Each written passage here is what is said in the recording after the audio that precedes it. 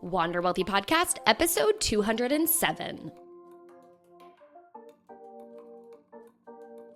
What's up, my friends? Welcome back to another episode of the Wander Wealthy Podcast. If you are brand new here, my name is Tess Wicks. I am your host for this show, founder of Wander Wealthy, and I guess now I'm your business coach. Of course, if you are a coach in the world, in the online space, who happens to work with clients around the topic of money, whether that's their relationship with money, their mindset, their, actual spending or saving or investing of their money, whatever it is, you are in the right place, because this is a show that helps coaches who deal with money build their business and also be the best coach they can be for their ideal clients.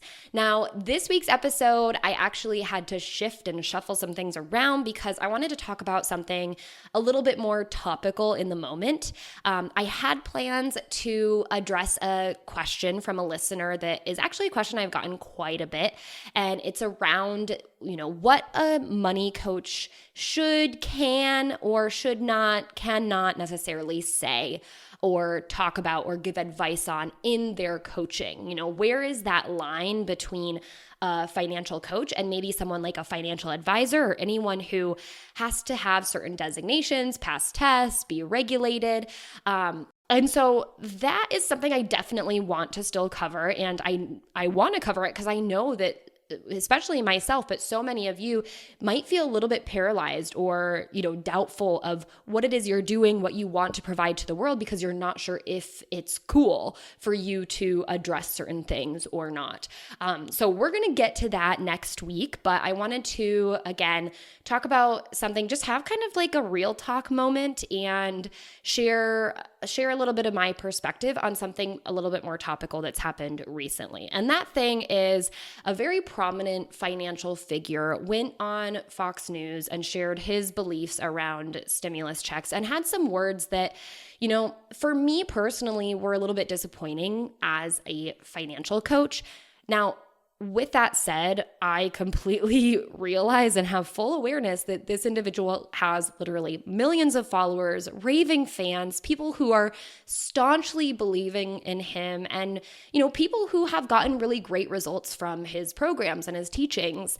And I have, I'm like a drop in the bucket compared to that. But I also thought that this was a unique opportunity because even people who have gone through his programs and gotten great results, people who have gone through his coach training, and then who I've ended up talking to because of the Wealthy Coach Blueprint. And, the Wealthy Coach Blueprint is my business coaching program where I help money coaches, financial coaches, wealth coaches, money mindset coaches, again, any coach who deals with money. I help you build your business and build a business around your ideal client and make sure you're creating a life-changing coaching program that is perfect for them, that is so much easier to market and sell and feels so much more aligned with what you want to offer to the world. And from my understanding, not a lot of financial coaching training programs teach the business perspective and the business building acumen the way that we teach it in the Wealthy Coach Blueprint. So I've had lots of graduates of this individual's financial coach training program come to my program. And, I've heard also mixed reviews. Some people, again, really great results, love the approach, want to go and take that. And, at the end of the day, that's up to you how you want to coach and how you want to be a financial influence in the world. And then I also have people who have gone through the program, his program, and come to me and say, I want to build my own coaching business, but there's a lot of things that from this training or from the program that I took that I don't agree with, that I want to offer an opportunity for people to work with me with a very different approach. And so honestly, like whether you're a raving fan or you're a hater, I really just want to have a conversation about the fact that having this segment, and the reason, again, why it's so topical is because it went viral and there's a lot of people who are disappointed. And really what this allows us to see is that there's so much more space in the financial coaching industry for other people to come up, to show up, and to be financial influencers, financial mentors, and financial coaches that take a different approach and that are willing to, meet their clients and get connected and have the perspective of what their clients are going through and coach from what I call a place of empathy. And so circling back to this segment, and I'm just going to share what was said in the segment. I'm also going to try to link to the segment, although it's been kind of hard for me to find videos that don't end up being taken down or going private on YouTube, which is funny because it's not a really bad video, but I just have had a hard time. But I'm going to try to link to the segment in the show notes, so you can head to wanderwealthypodcast.com/podcast/episode 207 if you want to see what I'm talking about. This person also did a response, so you can also check out the response to the segment. And I watched the response and I was still this is such a stretch. But that's just me, and that's my perspective as a coach who, I just have a very different approach. So I'm not, and historically I've never been a major hater of this person or major pro of this person. I've always kind of been yeah, sometimes he gives good advice. I don't agree with everything. It's whatever. But I just thought it was important to address because, again, he's a very, very prominent figure, and some of the things that he said, they disappointed me.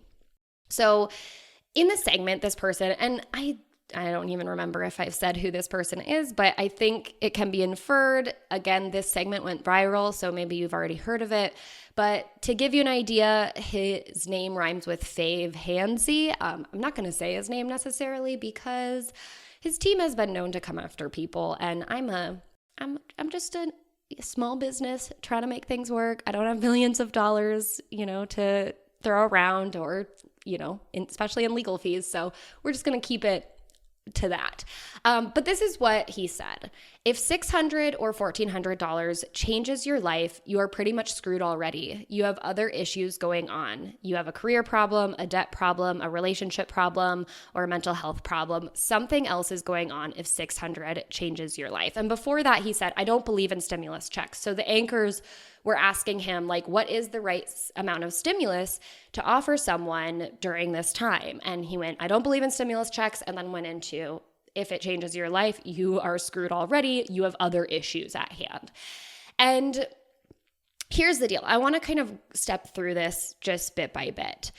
Because again, yes, if $600 or $1,400 changes your life, then there's a lot of financial things that we can definitely fix together to really get you to a point where $600 or $1,400 just feels like a great bonus, or get you making more potentially to get you out of the qualifications of being able to earn a stimulus check. Now, at the end of the day, that doesn't matter, right? The point is that we're in a global pandemic, and the point of a stimulus is to stimulate the economy, but also stimulate the individuals who literally have lost their jobs at record rates and don't have any other options. And yes, there could be other problems going on. I think what really disappointed me was saying that people who have a career problem, a debt problem, a relationship problem, and the most problematic to me that he mentioned was a mental health problem, saying that they're pretty much screwed already. That's like saying people who struggle with mental health, and this is, mental health covers a large gamut, but we're also talking about depression and anxiety, which even wealthy people struggle with. But it's saying that people who have, mental health issues are screwed already. And I wouldn't even want to call it a mental health problem or mental health issues. It's basically just saying people who don't have 100% health mentally are screwed. And that just isn't the case. Now, yes, I see where he's coming from in a sense with this. This person's teaching and his company's teachings have always been, okay, if you have financial trouble in your life, there's usually a deeper reason here. So he's bringing up, there's something with your career. We need to get you on a different career path or making, more money in your current career. Or there's something with debt. Debt is you're probably spending more than you make and it's going on debt, and then the debt is holding you back. There might be something with relationships, or there might be something where mental health is keeping you from even looking at those finances, or getting the job that you need to be able to create the income to cover your expenses, and so on and so forth. So I get what he's saying. I get where he's coming from, or where he's trying to come from, but it's the way that he said it, and the way that I see, especially from watching his response on his own channel, on his own YouTube channel, the way that he says it and what he believes at his core is that these problems mean that you're a screwed individual. And if a small amount of money is life-changing to you, then that means you have these problems and you're just screwed. So might as well not get any money. That's kind of what comes from it. Now, of course, I really did try to, again, go and look at what he was saying about the issue. Even after the fact, he thinks it's ridiculous that this video has gone viral, and calls people who are disappointed in it snowflakes, which whatever. That's a lot of rhetoric that is just going to push people away even more. But from my perspective, what is really the most disappointing to me is that I sit with my money coaching clients, and I've sat with them, on a regular basis throughout this pandemic. And I've seen that a $600 or a $1,400 stimulus check could really help them out. Now, is it going to be life-changing? For some of them, it just might be. And for others, maybe not, but it's definitely going to help them get ahead in a way that they wouldn't have been able to otherwise. And so, I've had clients who have become unemployed and their income has been pretty much chopped off at the knees because of the pandemic. And where that additional unemployment, as well as the stimulus checks, are really helping to stimulate their household so that they don't have to rely on high interest credit card debt, or so that they don't end up losing their car or their house. I've had clients who've also, again, lost their job around the pandemic. It may or may not have been because of it, but they got their unemployment, they got their stimulus check, and they would have been fine without it, but it definitely helped.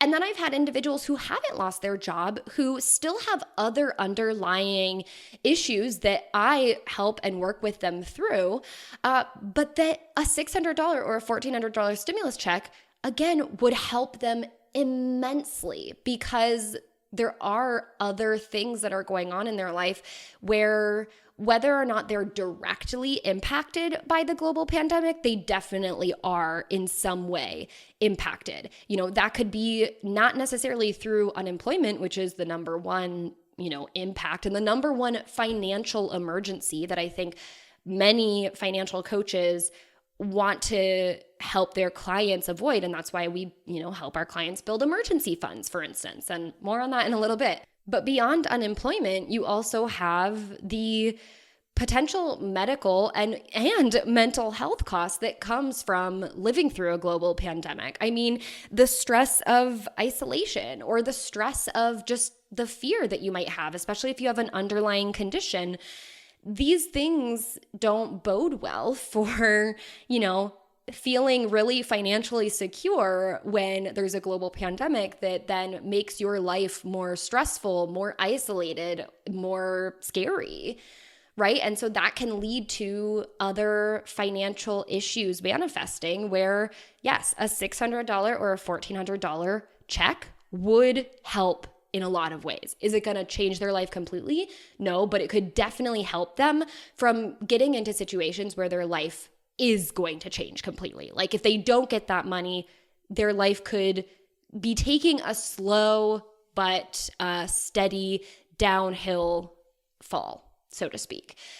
So those are just a couple examples, but then we have the fact that there are some individuals who literally lose their jobs and cannot afford to put food on the table. If you can't afford to put food on the table, then $600 or $1,400 could change your life. It could save your life or your kid's life or whatever that is.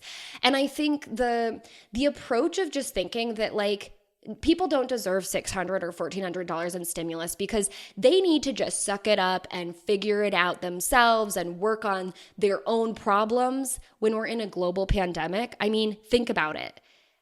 Okay, you don't believe in stimulus because if that's going to help you, if that stimulus is going to help you, you have other problems at hand. You have a career problem. Well, yeah, we're in a global pandemic. There's record high unemployment. Of course, people have career problems right now. So the underlying issue is caused by the pandemic, which the government is put in place not to be people's saving grace. And then in his response video, he goes into talking about how people think the government is their God instead of God. And that just like feels like gaslighting. That feels like it feels to me the same as saying, well, just manifest it. Just focus on the positive and just manifest the more money for you and it will come. Like, I know there are differences there, but it feels the same. It feels like saying, well, you just have to believe that riches are out there and they will help save you in this global pandemic. I mean, I am a believer in God and manifestation. And even still, I can see the fact that $600 or $1,400, although it's not enough, in my opinion. It's not enough to help people who have been out of work for 8+ months, but it certainly could help. Any little bit could help, right? When I work with my clients, I tell them, look through your spending, look through where your money is going. Even if we can carve off a little bit, we're going to be able to chip away. So any little bit can help. Chip away at the debt, chip away at building up that emergency fund, whatever that has to look like. So with him saying there's underlying problems, you have a career problem. Well, yeah, a lot of people have a career problem right now. They can't get a job. They have a debt problem. Well, yeah, if they're not making any money because they have a career problem, then they probably also have an ongoing debt problem. Now, here's the other thing that really makes me angry is he's standing against these kind of like quote unquote free government handouts because the government is going to be your God and give you money and save you. And whatever, set that aside. This individual filed for bankruptcy. He got one of those free government handouts. He got his debt wiped away. Now, here's the difference between this individual and a lot of people today with their bankruptcy. Now, this isn't everyone because not everyone has what I'm going to talk about, which is student loan debt. But as a money coach, you may or may not know. I mean, I'm not expecting everyone to know everything about bankruptcy or debt, and I don't think you have to in order to be a money coach because maybe your focus is different. But student loan debt is not forgivable in bankruptcy. So even if a lot of young people these days or people who have student loan debt, even if they are not necessarily young, but people who are struggling to make student loan debt payments on top of any other debt payments, and by the way, there's also been income stagnation for the past 40 years. So income isn't even keeping up with, all these inflatable college costs or housing costs or just like costs to live, but that's a whole nother issue. But even if they wanted to get, a free handout from the government by way of filing for bankruptcy, they couldn't even get their debt forgiven. So again, this debt problem, yeah, it's a serious problem, but it's a bigger problem than saying it's all of your individual faults that you can't figure out how to stimulate your own household through a global pandemic. I mean, that's just sad. Okay, relationship problems.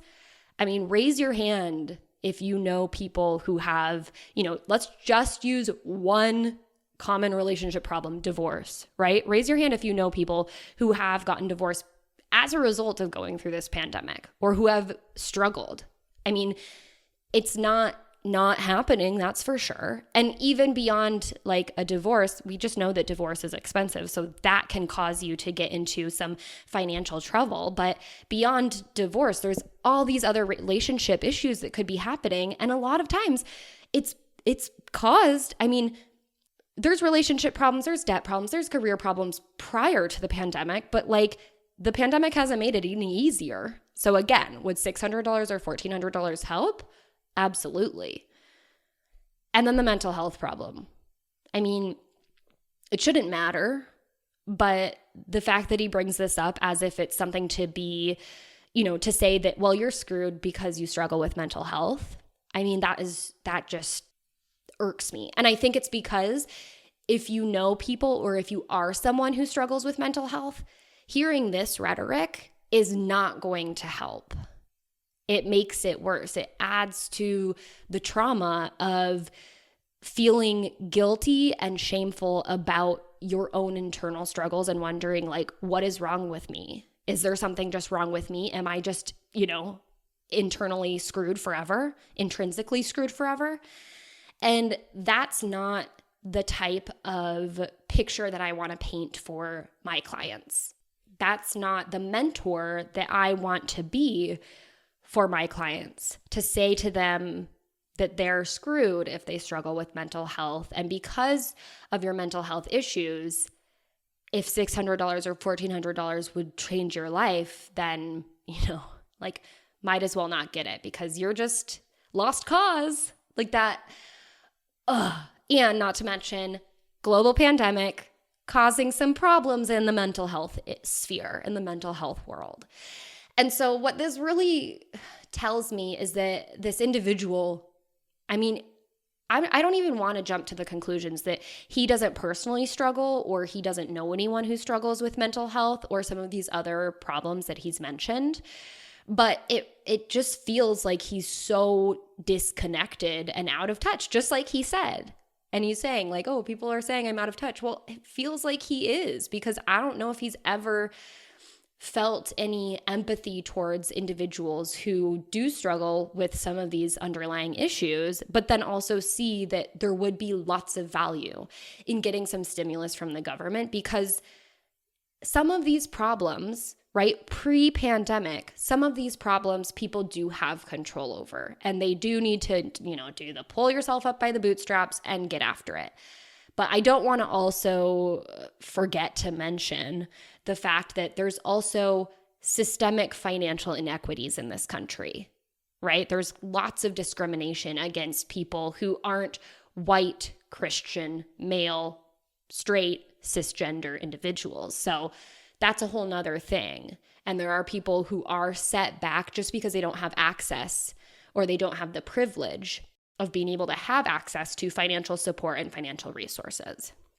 So that's a whole nother thing. But even if we pretend that we're just talking to, mainly white people with more access to privilege through other identifying characteristics, then we're saying, okay, yeah, some of these problems you can get control over, right? You can work on finding a new career path and start making some more money. You can work on the debt. You can work on those relationships and see how some relationships are impacting your financial situation. And we need to, put some boundaries in place. We need to have some tough conversations. We need to sort that out. If mental health is impacting your ability to look at your finances, your ability to wake up in the morning and get to work or maintain a job. Yes, those are things that we need to work through, and you can work through that with both a therapist and a financial coach if that feels like a good blend. So yes, some of these issues are underlying issues that you can work on to then change your financial results, but that's also before a pandemic. And now things are a little bit different. Even if you want to work on some of these problems, there's not necessarily jobs out there for people to take on, right? Of course, okay, they could decide, well, the career path, the industry that I've chosen isn't working right now, so I'm going to have to go back and work on building up a new career for myself just for, a year from now, everything coming back on, and then me having to decide like which route is the best route. Sure, that's an option. And for some people that might be the smartest decision, but you can't just like breeze over the whole thing and call people screwed because they have these underlying problems, when in fact, this is the exact thing that government is in place to do, to take care of its people, to make the country that they live in a safe and secure place.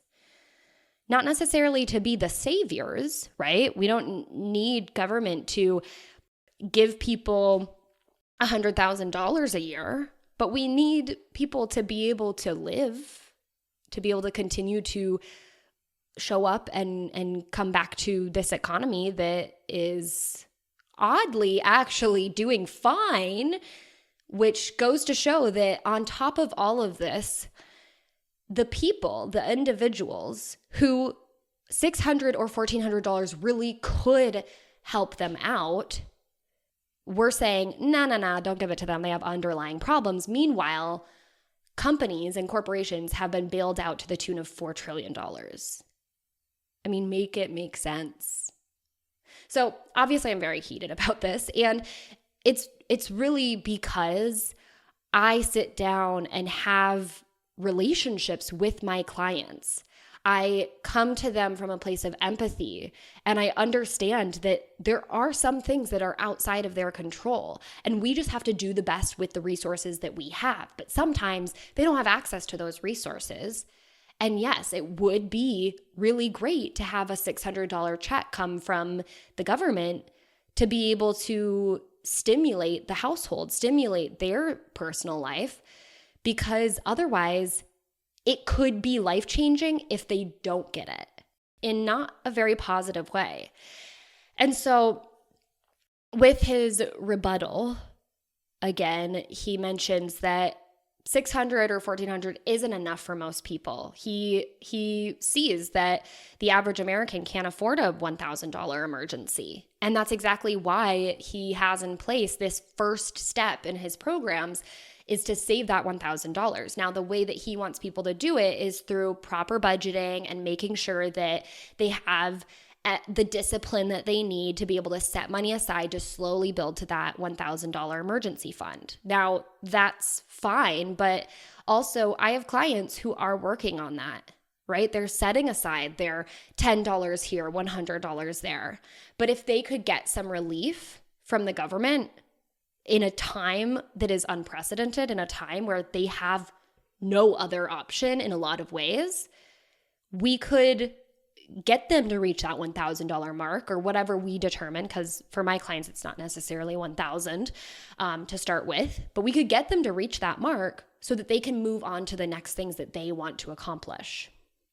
So this is just, obviously this is my opinion and this is my perspective and this is my own disappointment, but it's disappointment because it really feels like this individual just doesn't have any empathy anymore for the average American or the average human. And it's hard because his approach, and I only know his approach through what sort of rhetoric he uses on his YouTube channel, on his radio show, obviously on news segments. The approach that he uses is getting people to change by tapping and poking their guilt and their shame and bringing that to the surface and sort of, in a lot of ways, because it is a public platform, pulling them through this experience of public humiliation. Now, they sign up for this, right? They are the ones who call in. They're the ones who want the help because they want the help so badly because they can't take it anymore. And then the mentor that they seek help from is the one who's going to pull their guilt and their shame out and display it to the world. And it works, right? It works for some people because naturally as human beings, we are wired to run as far away and as fast as possible away from discomfort, from displeasure, from any bad feelings like guilt and shame and fear and pain. And we are wired to run as quickly and as fast and as far as we can towards pleasure, towards comfort, towards any feeling that is not the bad feelings. And so when you motivate people, you can absolutely motivate them to go away from fear, to go away from pain. That's natural. But when you're working with someone in such an intimate way, you can really dig in. And that causes potentially more trauma for that individual, especially if they're dealing with some mental health struggles. And so the other approach that I have not personally seen this individual use, but maybe they teach it in the trainings that they offer. Maybe they offer that more in the one-on-one experience. Maybe they have their trainers, their coaches do this especially when they go into churches and whatnot. But what I have understood to be another approach that you can take as a coach, if that's what you want to do, is coaching from a place of empathy. Empathy, seeking to understand, having perspective, and feeling and being connected to what your client is going through. Now, this approach can be really, really effective because first and foremost, what people want in their life, especially from a mentor, from a coach, is to be seen, heard, and understood. And when they get to that point, that's where relationships blossom and grow. But if you're a mentor, if you're a coach, and instead of doing the seen, heard, and understood route and coaching from a place of empathy, and you're coaching from a place of pulling out, tugging on, and poking at their shame and their guilt, some people will fall in line if they've been subject to that sort of trauma in their past, which a lot of people have. Others will run the other way because they will not like that. They will not be cool with that sort of experience. So an alternative, which typically works for everyone because it's much more what we call in the neurolinguistic programming space, is helping your clients get towards motivated, helping them work and inspiring them to change by painting the picture of where they want to go, getting them into a place where they can actually see and imagine their life in this new way, and putting the things in place that they need to do, helping them make the steps, helping them take the actions they need to take, and holding them accountable to do so to continue to make positive, productive progress. And yeah, naturally as a coach, you're going to talk about their fear and shame and guilt, but it's not going to be the thing that you bring out and you poke on and you make them feel worse about to then inspire them to change. I mean, I don't even think you can call that inspiring to change. You just have to be like forcing them to change, or I mean, maybe motivating, but you get what I'm putting down. Now, I don't have a coaching certification to offer yet. I'm definitely working on building out something that helps coaches see that they can come from a place of empathy and also learn how to bring neurolinguistic programming and working with the subconscious mind to help your clients become towards motivated, to help set goals for your clients and help them work on the behavior change that they need to work on in order to reach their goals. That's in the works. It's been a little postponed because guess what? The pandemic. Something I absolutely just have not a lot of control over. But it's in the works, and it's something that I definitely want to bring to this space because I believe the space needs more of that. Not necessarily like how do you look through someone's bank statements and figure out where does their money go and come from, because you probably have experience with that just for yourself. And that's something that is pretty easy to learn. But I think the more difficult thing is to learn how to inspire change in your clients, learn how to help them identify and work on changing their behaviors so that they can have more positive and productive behaviors that lead to their goals without using guilt and shame to force them to change, without having to re-traumatize them by talking about all the things that they don't feel good about, but then using that as the mechanism to move them forward. We don't necessarily need to do that, and I don't want to do that in my coaching. So at the end of the day, what I want to say, as if I haven't already said it, is that the world needs more money coaches across the board. Whether you want to take the route of the DR, the fave handsy, or you want to carve. You want to carve your own path. I say pave because my dad is a construction guy, so I gotta pave the road. No matter what you want to do, The world needs more money coaches. The world needs more people who are willing to show up, step out, and say, hey, if you don't really necessarily connect with this person, there's a lot of other people that you can listen to, and I might be that person for you to inspire you to change, to see you, to understand you, to hear you, to be able to empathize with what you're going through, and to help you reach the goals that you have for yourself.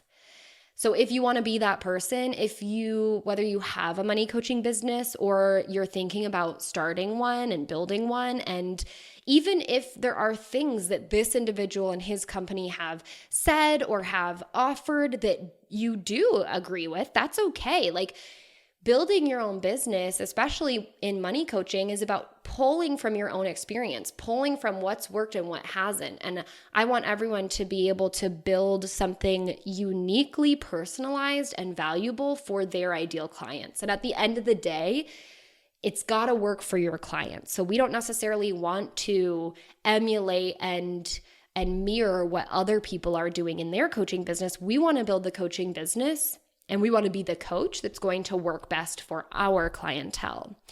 So if that's something that you want to do, if you want to build a client-first business to make sure that your business is working, it's aligned, it's built on a strong foundation, and it is ready and set to grow and scale however you want it to do, then I invite you to join us inside of the Wealthy Coach Blueprint in the next round. We are currently in an active round, but you never know when the next round is going to open. Should be in a couple months here. And you can jump on the waitlist by heading to wanderwealthy.com/apply.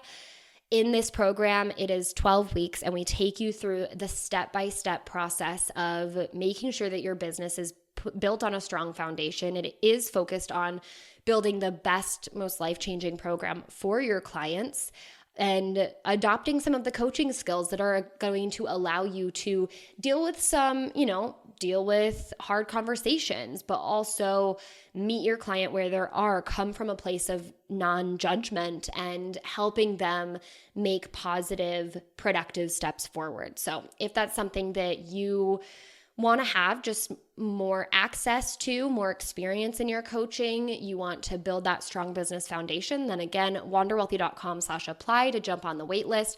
If you want to keep this discussion going, I am all ears. I'm happy to have some friendly, respectful discourse. You can find me on Instagram. I'm at Tess_Wicks.